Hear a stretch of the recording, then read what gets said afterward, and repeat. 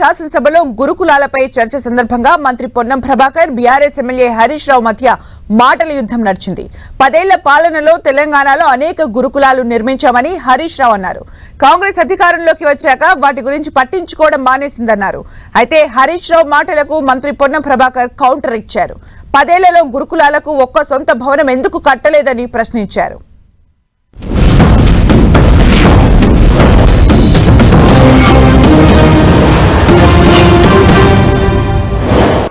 10 సంవత్సరాల బీఆర్ఎస్ కాలంలో పెట్టిన రెసిడెన్షియల్ స్కూల్ ఎన్ని అంటే 819.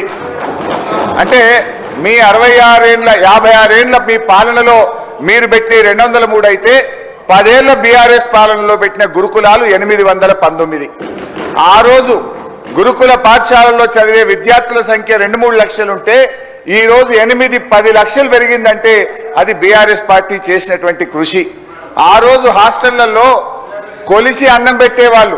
దొడ్డు బియ్యంతో నూకల బియ్యంతో ముద్ద అన్నము కొలిసి పిల్లలకు అన్నం పెడితే కేసీఆర్ గారు పిల్లలకు రేపటి భావి భారత పౌరులకు కొలిచి అన్నం పెట్టరా అని చెప్పి సన్న బియ్యంతో పాత బియ్యంతో కడుపు నిండి అన్నం పెట్టిన ఒకే ఒక్క రాష్ట్రం భారతదేశంలో తెలంగాణ రాష్ట్రం.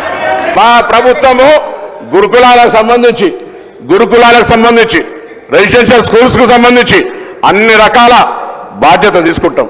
మేము అధికారంలో ఉన్నాం. మీరు అధికారంలో ఉన్నప్పుడు మేము గురుకులాలు పెడతాం. మేము అనలే. ప్రైవేటు బంగ్లాలు పెడితే ఏమనలే. టీఆర్ఎస్ నాయకులు ఇళ్లలో పెట్టి కిరాయిలు ఎక్కిస్తాం మేము అనలే.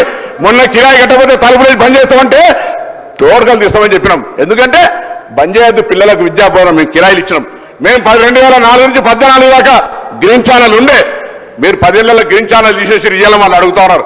ఎస్ డెఫినెట్లీ మా ముఖ్యమంత్రి గారు ఉప ముఖ్యమంత్రి గారు నిర్ణయం తీసుకున్నారు. రాబోయే కాలంలో మెచ్ ఛార్జీలు కానీ అద్దె భవనాలకు సంబంధించి కానీ బకాయిలు లేకుండా చేసే విధంగా చర్యలు తీసుకోబడతాయి అనేటువంటి మాట ఈ సందర్భంగా వారందరికీ కూడా మనం చేస్తా ఉన్నాం.